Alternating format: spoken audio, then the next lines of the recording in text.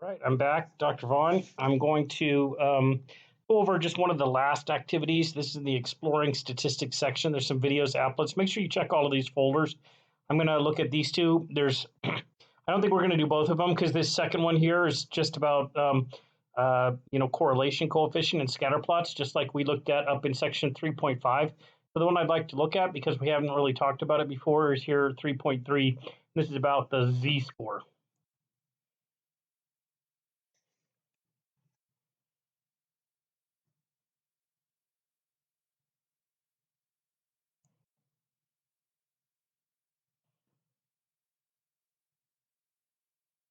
All right, so here we're converting what's called a raw score into a standardized score. And the formula is expressed for you right here. I don't like all of the symbols, but you just want to think about the raw score minus the mean divided by the standard deviation. Raw score minus the mean divided by the standard deviation. And that's how you convert from a raw score into a Z-score.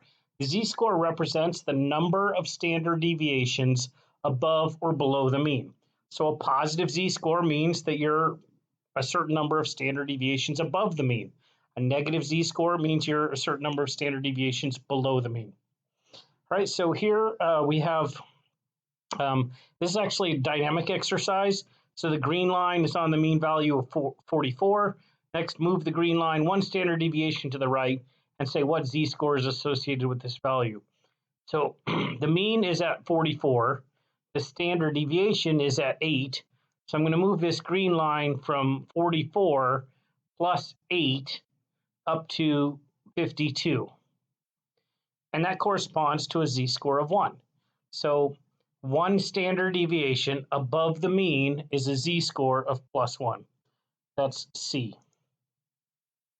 All right, how many standard deviations are between a raw score of 38 and a raw score of 34? All right, so let's see. Let's move this first to a raw score of 38. Okay, and that's negative 0.75. And then the raw score of 34 is negative 1.25. So the distance between them in Z-scores is from negative 0.75, negative 75 cents, if you will, to negative $1.25. So the difference between them is 0.5. And I don't think you want positives or negatives here because you're talking about distance, how many standard deviations. They don't even give you any negative options here, so you would select D. And then I think that's it. Let's press submit for grading.